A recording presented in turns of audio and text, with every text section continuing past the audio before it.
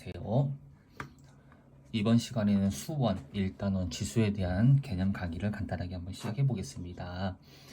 먼저 수원의 전체적인 흐름을 파악하고 갑시다. 수원의 단원을 간단히 살펴보면, 자, 1단원부터 전체 큰 1단원을 보면 지수와 로그라고 되어 있고, 지수라는 것을 한번 들어본 적이 있네요. 우리가 중학교 1학년 때 지수 법칙 혹은 뭐 거듭 제곱 이런 것들, 똑같은 것들을 여러 번 곱했었을 때 이런 것들을 3번 곱했다. 요것을 우리가 지수라고 불렀었죠. 그래서 이 지수라는 것들을 배울 거고, 이 로그라는 것은 처음 들어보네. 그래서 로그라는 것도 새롭게 배울 거다라는 그것을 알 수 있네요. 그 다음에 이 단원을 보면 지수 함수, 함수라고 표현이 되죠. 함수라는 것으로서 조금 더 확장시켜 가지고 어떤 것들을 배워보겠다라고 할 수 있겠네. 그 다음에 삼각함수, 3단원을 보면 삼각함수라고 되어 있죠. 그리고 뭐 사인 법칙, 코사인 법칙이라고 되어 있는데 이것은 간단한 공식들, 그래서 그 공식들을 도형 문제에서 조금 더 적용시켜서 풀겠다라고 나중에 또 배우게 될 겁니다. 그리고 마지막 네 번째는 크게 보면 수열로 볼 수가 있습니다. 많이 생소한 단어들이 나오네요. 우리가 이전에 공부했었던 고등수학상, 고등수학상 혹은 하에서 주로 등장했던 함수의 내용은 거의 대부분이 얘들은 다항함수, 그리고 유리함수,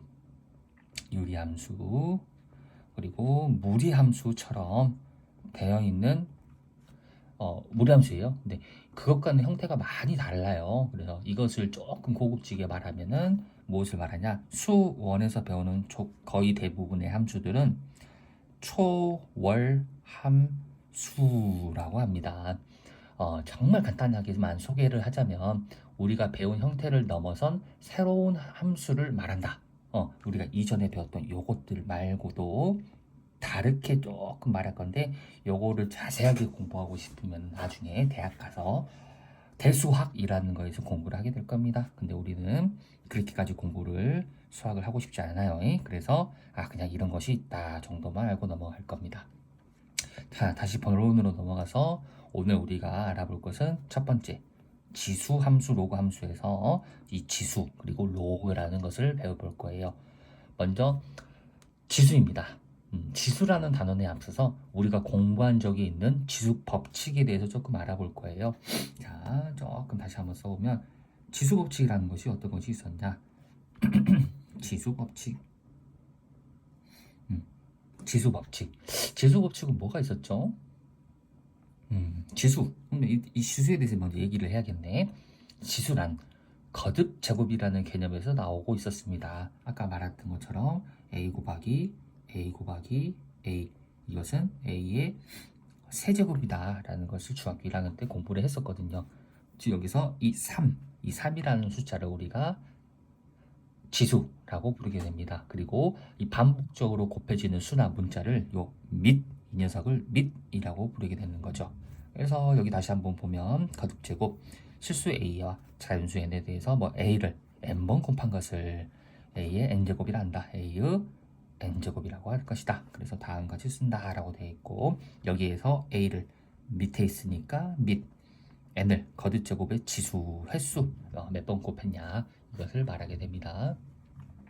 근데 이제 이런 것들을 하는데 우리가 좀 더 볼 것은 거듭제곱에서 이 근이라는 말이 붙었네. 이 근이라는 것은 어떠한 방정식을 풀었었을 때 방정식을 참으로 만들어주는 x 값이라고 정도 배웠었죠. 그래서 이 x의 값에 대해서 궁금하다라는 거야. 우리가 거듭이란 말을 빼고 제곱근이라는 것을 한번 배운 적이 있어요. 중학교 3학년 때 공부했었던 제곱기라는 표현을 기억할까요? x의 제곱은 a라는 표현에서 우리는 이때 x를 플러스 마이너스 루트 a라고 해주고, 이 x는 a의 제곱근이라고 말하고 있었어요. 자, 근데 이게 고등학교 버전에서는 제곱보다 훨씬 많이 곱해져서 세제곱 혹은 네제곱 혹은 다섯 제곱처럼 여러 번 곱한 것을 다루겠다라고 할 수 있습니다. 자, 다시 한번 보면 그래서 아이고 건강 조심합시다. 자, 우리는 이 거듭 제곱에 대해서 말을 할 것입니다. 자, 다시 실수 a와 이 이상인 자연수 n에 대해서 n 제곱하여 a가 되는 수, 즉 여기 나와 있는 것처럼 x의 x n 제곱은 a라는 것을 우리는 풀 거고, 여기서의 이 x값, 여기서의 이 x값, 요 녀석을 우리가 거듭 제곱 근이라고 부를 거예요. n의 값에 따라서 세제곱했다면은 세제곱근, 네제곱했다면은 네제곱근이라고 부르게 된다. 여기 나와 있는 것처럼 뭐 세제곱근이 될 수도 있고 네제곱근이 될 수도 있다. 자, 그러면 우리는 이 x의 값을 찾을 거야. 찾을 건데, 이 x의 값을 찾기 위해서 조금 봐야 되는 숫자들이 있어요. 어떤 것이냐, 바로 요 n 그리고 요 a에 대해서 얘기를 안 할 수가 없네요. 자, 일단은 우리가 이전에 배웠던 x가 n의 값이 2일 때, n의 값이 2였었을 때, 즉 중학교 3학년 때 배웠던 x의 제곱은 a라는 것을 했었을 때 플러스 마이너스가 붙었죠. 이거 플러스 마이너스 루트 a라고 해서 제곱이라는 성격 때문에 플러스를 한 것과 마이너스를 제곱한 것은 서로 같은, 플러스를 제곱하거나 마이너스를 제곱했었을 때 똑같이 양수 플러스를 말하기 때문에 플러스 마이너스 두 개가 있었다라는 것을 배웠어요. 그래서 여기도 똑같은 건데, 비슷한 건데, n의 값이, 자, 여기 잠깐 봐볼까요?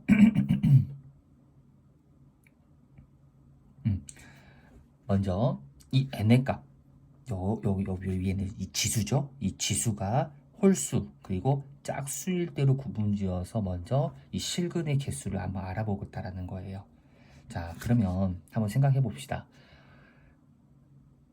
n의 값이 홀수이냐 짝수이냐에 대해서 얘기를 조금 간단히 하고 싶은데, 그럴 때에는 이 x의 n제곱의 그래프와 y는 x의 n제곱과 나는 y는 a의 교점에 대해서 조금 더 쉽게 접근하고 싶다라는 거예요. 자, 그러면 이 그래프를 그릴 수가 있어야 돼요. 근데 그래프를 그리는 게 좀 어려워 보이지만 좀 쉬워요. 무슨 말이냐면 n의 값이 짝수일 때를 한번 봐볼 거야. 짝수일 때. 자, n의 값이 짝수라면 생각해보면 x에다가 2를 대입해도 2의 n제곱에서, 그리고 x에다가 마이너스 1을 대입한 마이너스 2의 n제곱이 서로 같습니다. 왜? 짝수이니까. 짝수라면요, 여기 있는 거듭 제곱을 마이너스를 플러스로 만들어주죠. 그래서 x축이 있고 y축이 있었을 때 요 x값에 대한 y값과 요 x값에 대한 y값이 서로 같다라는 것을 알 수 있겠네. 그러다 보니까 이 y는 x의 n제곱의 그래프는 이렇게 y축에 대해서 대칭인 형태가 되겠다.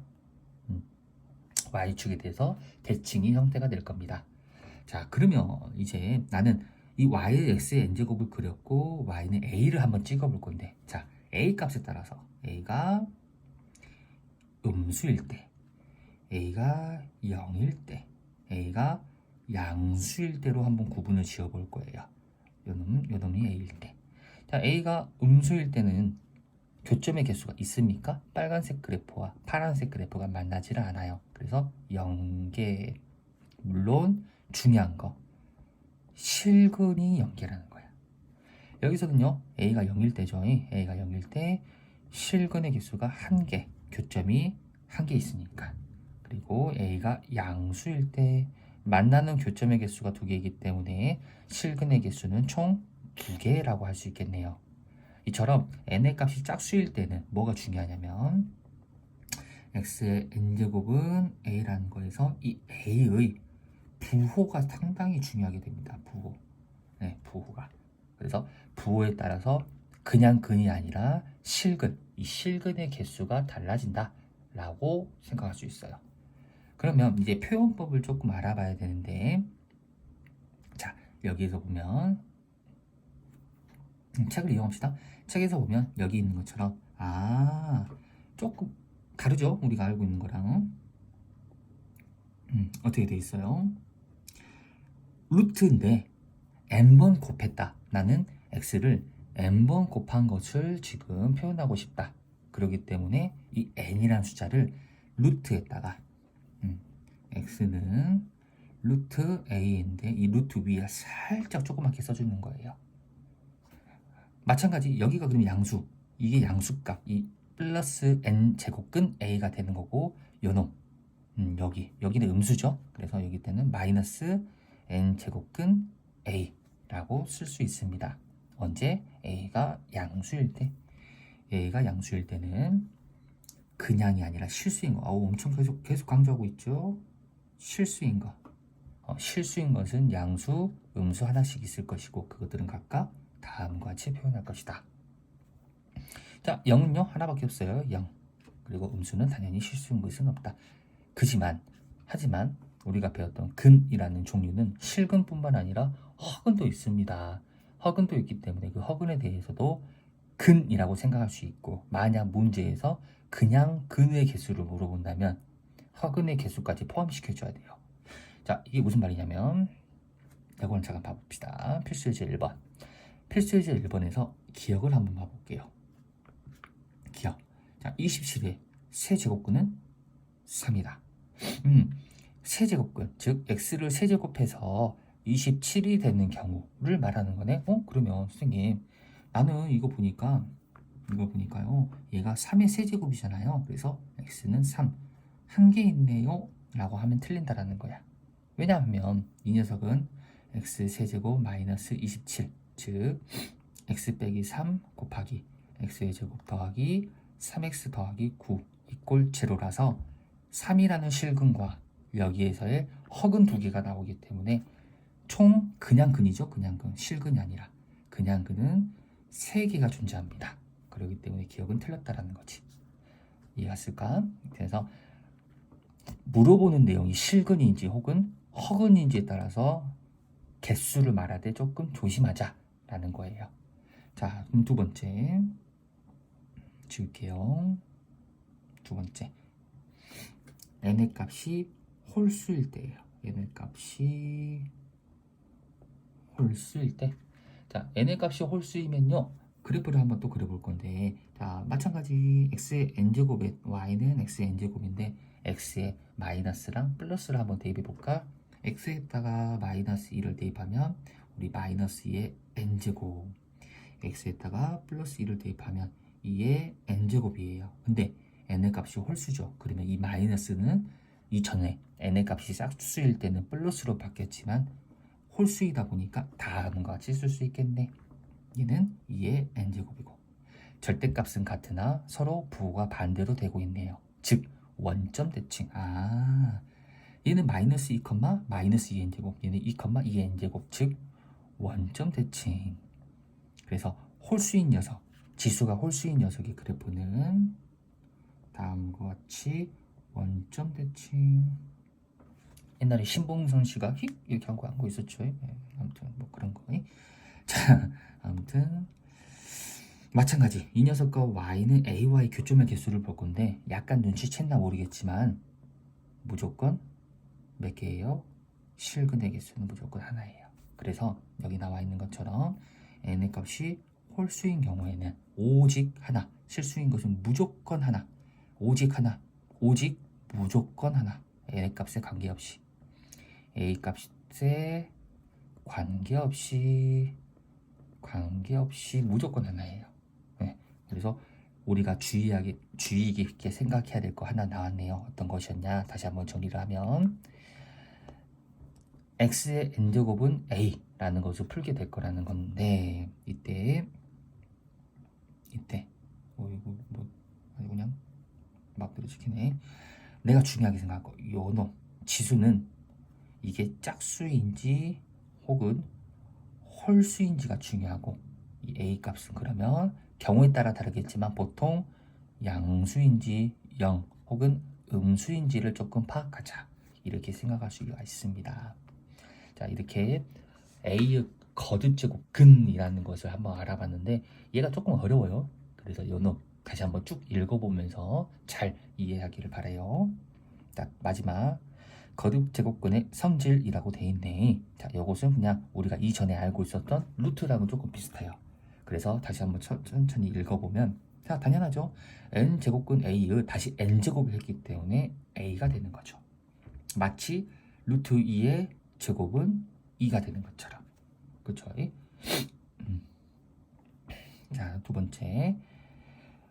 n제곱근이 같죠. 루트 2 곱하기 루트 3은 안의 것끼리 곱해서 루트 6이 되는 것처럼 이 n제곱근이 같다면 우리는 안의 것들을 충분히 쉽게 곱할 수 있었다. 혹은 마찬가지 합쳐줄 때 쉽게 합쳐줄 수 있다. 자, n제곱근 a의 m제곱이라고 있기 때문에 이거는 계속 예를 들어서 생각하면 돼요. 루트 3의 세제곱. 그럼 얘는요. 루트 3의 세제곱. 안쪽에서 거듭제곱을 해도 똑같았었죠. 그래서 그런 것처럼 안쪽에 있는 수 a에다가 m제곱을 하면 되겠다. 자, 이 녀석이 조금 처음 보는 거야. 이 녀석. 이 녀석을 조금 봐봐야 돼요. 자, 얘는요. 증명을 한번 해볼게요. 자, 한번 봐볼까? 자, 한번 써볼게요. 우리가 요 놈 있죠. 요 놈 안에 거. 요 놈을 그냥 B라고 생각합시다. 좀 잘 안 보이니까 다시 요 놈을 B라고 한번 생각을 해볼게요. 그러면 M제곱근 B라는 것을 알 수 있겠네. 얘는요 어떻게 된 거야? 얘도 몰라. 얘는 모르니까 L이라고 한번 해볼게. 그럼 B는 어떻게 돼요? B는 L을 양변에 N제곱을 해주면 M제곱이 된다라고 할 수 있겠네. 그러면 근데 우리가 알고 있는 B라는 것은 결국 N제곱근 A를 말하는 거고, 이것은 L의 M제곱이네? 그럼 한 번 더 해도 되겠죠, N제곱을. 그래서 양변에 또 N제곱을 해주는 거예요. 요렇게 N제곱. 그럼 여기도 요렇게 N제곱. 그러면 결국 오메 그러면 결국 A는 L이라는 것의 N제곱이 됨을 알 수 있습니다. 그러면 내가 궁금했던 것은 L이죠. 요 L. 그럼 양변에 N제곱 근을 씌워준다라는 거지. 아까 했던 거 X의 N제곱이 A였으니까 요 N제곱 근을 X는 N제곱 근 A 다음과 같이 썼었죠. 요 놈이 이쪽으로 이동하는 것처럼. 그래서 요 놈도 마찬가지 N제곱 근 A다 라고 할 수 있다라는 거예요. 자, 설명이 길었지만 우리가 외울 때에는 이렇게까지는 할 필요 없고 그냥 단순하게 근호가 반복되면 이 근호에 대한 것들, 제곱 근호를 곱해주면 된다 라고 생각할 수 있어요. 자, 여섯 번째는 똑같이 P제곱 돼 있죠. 그것들은 각각 이렇게 두 개 사라져서 약분처럼 할 수 있다.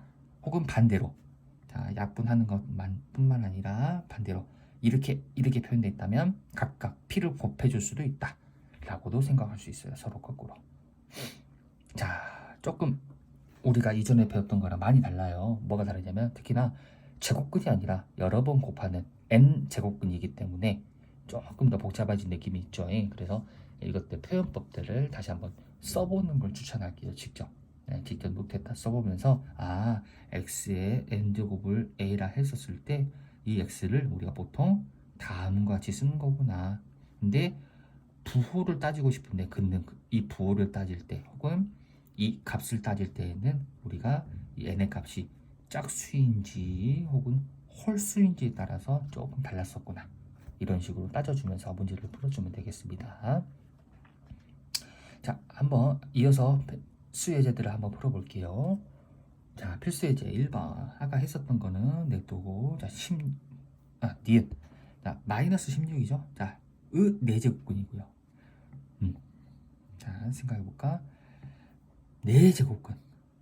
그래서 이 4라는 것이 궁금하네. 즉, 4라는 것이 중요하겠죠? 짝수.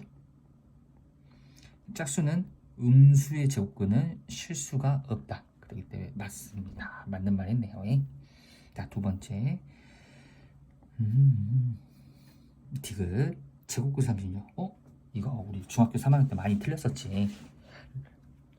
36의 제곱근이라는 표현이 있었고 제곱근 36이라는 표현이 있네요. 자, 이 녀석은요.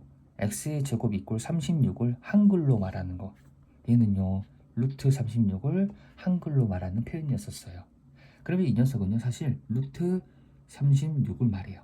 즉 6을 말합니다. 그렇기 때문에 플러스 마이너스가 필요가 없네요. 틀렸습니다. 자, 이렇게 틀리게 되고 자, n의 값이 홀수일 때 n의 값이 홀수일 때를 보면 3의 n제곱근 중 실수인 거. 여기서 보면 또 마찬가지. 실수인 것을 물어보는데 홀수죠. 홀수는 관계없이 무조건 한 개. 그래서 얘도 맞게 된다라고 할 수 있어요. 자, 옳고 그름을 따지는 문제들은요. 내가 확실하게 참이라고 말할 수 있는 것들, 그것들을 위주로 풀어주면 된다 라고 말하고 싶네요. 자, 넘어갈게요. 자, 2번. 자, 여기는요. 한 가지 하고 싶은 말이 있어요. 무슨 말을 하고 싶냐면 조금 있다가 우리가 지수라는 것을 확장시킬 거예요. 지수의 확장. 근데 이 지수라는 것을 확장시키면 이 거듭제곱의 계산은 엄청 쉽게 풀릴 수가 있습니다. 지금은 엄청 복잡해 보여요.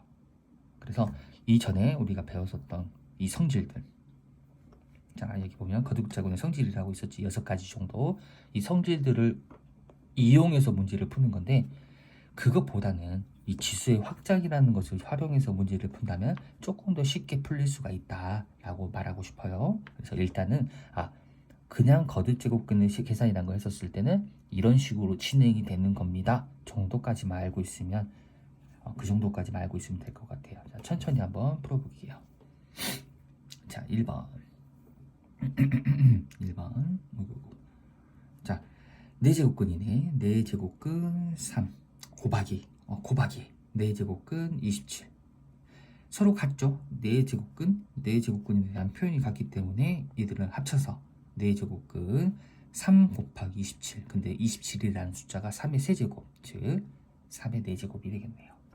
4제곱의 4제곱근이기 때문에 얘는 3으로 써주면 되겠네요. 마찬가지 4제곱근 16인데 이 녀석도 4제곱근 2의 4제곱이기 때문에 얘도 2라고 쓸 수 있겠죠. 결국 얘는요 3 빼기 2로서 1이라고 하면 되겠습니다. 자, 두 번째 마찬가지. 자, 여기 밖에 있는 5제곱근이라는 것은 안쪽으로 우리가 5제곱으로 써도 상관이 없다라고 했기 때문에 세제곱근 5의 5제곱이 되겠고 나누기 얘는요 세제곱근 5의 제곱이 됩니다. 자, 덧셈을 하기 전에 이거부터 먼저 계산을 한다면 세제곱근 똑같죠. 그럼 안에 것끼리 계산, 즉 나눗셈을 해주면 되겠고 결국 5의 세제곱이 됩니다. 세제곱근의 세제곱이기 때문에 사라져서 5라고 써주면 되겠네요. 두 번째 세제곱근하고 루트 64. 루트는 보면 2가 생략돼 있어요. 굳이 제곱근에 대한 표현인데 2를 쓸 필요는 없다라는 거거든. 그래서 두 가지 정도 얘랑 곱할 수 있다 그랬죠 아까. 그래서 6제곱근 64라고 해석을 해도 되고 혹은 여기에서 이 루트 64를 먼저 계산하는 거예요. 루트 64가 우리는 8이라고 하기 때문에 세제곱근 8이라고 문제를 풀어도 돼요. 이 녀석과 이 녀석의 결과는 당연히 같아야겠죠. 그래서 결과를 보면 얼마예요? 2가 되겠죠. 결국 얘는 5 더하기 2 그래서 7이라고 할 수 있겠습니다. 자, 그 다음에 3번 문자로 표현되어 있기 때문에 조금 헷갈리겠지만은 다 천천히 마찬가지 그냥 똑같은 미치 같은 것들끼리 그리고 앞에 있는 제곱근호가 같은 것들끼리 곱할 수 있다. 근데 큰일 났네. 뭐가 큰일 났냐? 달라요.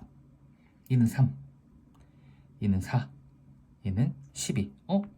선생님 아까 분명히 우리가 제곱근호에 대한 성질을 배웠었을 때 여기 보면 알겠지만 같은 것끼리만 합칠 수 있다라고 했었죠. 그래서 다르기 때문에 합치기가 힘들어. 근데 6번 이 n이라는 것을 적당한 수를 곱해서 np 다른 숫자로 만들 수도 있긴 해요. 물론 지 혼자 바뀌면 안 되겠지. 안에서 또 p제곱이 돼야 되니까. 그래서 그 수들의 특징을 보니까 3, 4, 12가 통일이 될 수 있다는 거야. 왜? 여기다가 4를 곱하고 여기다가는 3을 곱하면 12가 되기 때문에. 근데 혼자 곱해주면 안 된다 그랬죠. 그렇기 때문에 이 숫자는 12제곱 끝 x의 제곱의 4제곱, 즉 8제곱. 마찬가지 12제곱 끝 x의 9제곱, 12제곱 끝 x의 7제곱이 되겠습니다. 얘들을 전부 곱하는 거죠. 똑같은 숫자를 곱할 때는 지수끼리 더해진다라는 것을 알고 있고, 결국 x의 8 더하기 9 더하기 7, 즉 24제곱이 되겠네요. 자, 24제곱도 이 12의 2배죠. 자, 또 어떤 것이 있었냐? 약분 가능하다 했었어요. 물론 약분이랑은 좀 다르지만 같은 것들끼리 같은 만큼은 사라질 수 있었거든. 그렇죠? 그래서 이것도 바꿔주면 이 숫자 10이라는 숫자를 전부 다 사라지고 하고 싶네. 그러면 천천히 해볼까? 조금 천천히 해볼게요. 그러면 2를 남길게요. 왜? 제곱을 살리고 싶으니까 제곱근을. 그러면 6으로 나눠주면 루트 2죠? 2는 생략한다 했어요. x의 4제곱이 됩니다. 즉 x의 제곱이 되는 거죠. 자, 이런 식으로 생각할 수 있겠습니다. 아니면 이렇게 생각해도 된다. 12개니까 x의 12제곱에 2제곱. 그래서 2개는 사라진다. 자, 마지막 4번을 한번 봐볼까? 자, 엄청 복잡해 보이죠? 근데 아까 다시 한번 강조할게요. 얘는요, 아까 여기다 뭐라 썼지 선생님이? 여기다가 지수의 확장을 배우면 되게 쉽게 풀 수 있기 때문에 크게 의의를 두지 말고 이런 것이 있구나, 이때는 이렇게 풀구나 정도만 알고 있으면 됩니다. 근호가 겹칠 때는 여기 있는 2개 숫자, 얘랑 얘 혹은 얘랑 얘들을 곱해줘서 하나의 근호로 쓸 수 있다는 것을 배웠습니다. 그래서 5제곱근, 3제곱근 x는 15제곱근 x라고 쓸 수 있겠죠. 마찬가지 여기 2가 숨어져 있었지. 그래서 10제곱근 x가 되겠네요. 곱하기. 조금 빠르게 갈게요. 3 곱하기 2, 6제곱근 x. 3 곱하기 5, 15제곱근 x. 2 곱하기 2 곱하기 5, 10제곱근 x. 2 곱하기 3, 6제곱근 x. 약분. 가끔 가다가 이거 0이라 쓰는 사람이 있는데 1이죠. 약분 됐으니까. 자, 그래서 다음과 같이 거듭제곱. 조금 어려웠지. 조금 어려웠던 거듭제곱의 계산이 난 것이 있다라는 거. 자, 이번엔 대소비교를 한번 해볼 건데, 아까도 말했지만 서로 다른 거, 이렇게 서로 다를 때에는 비교를 하기가 힘듭니다. 하지만 방금 우리가 맨 마지막 문제를 풀 때도, 맨 마지막 세 번째 거 문제를 풀 때도 알겠지만 통일할 수 있다. 통일할 때는 적당한 수를 곱해서 안쪽에 똑같이 곱해주면 된다. 지수에다가 6, 4, 3, 12로 통일하면 되겠죠. 그래서 얘는 곱하기 4, 얘는 곱하기 3, 얘는 곱하기 2를 생각하면 되겠네. 즉 12제곱 끝. 얘만 하면 섭섭해요. 안쪽에도 해줘야 되고, 마찬가지 12제곱 끝 3의 세제곱, 12제곱 끝 5의 제곱이 되겠죠. 자, 그러면 안에 있는 숫자를 보니까 얘는 16, 얘는 27, 얘는 25. 가장 크고 그 다음이 되겠네요. 자, 이런 식으로 대소비교를 해줄 수 있다. 이 문제를 아니다, 이건 나중에 우리가 수업 시간 다시 한번 다룰게요. 이 놈은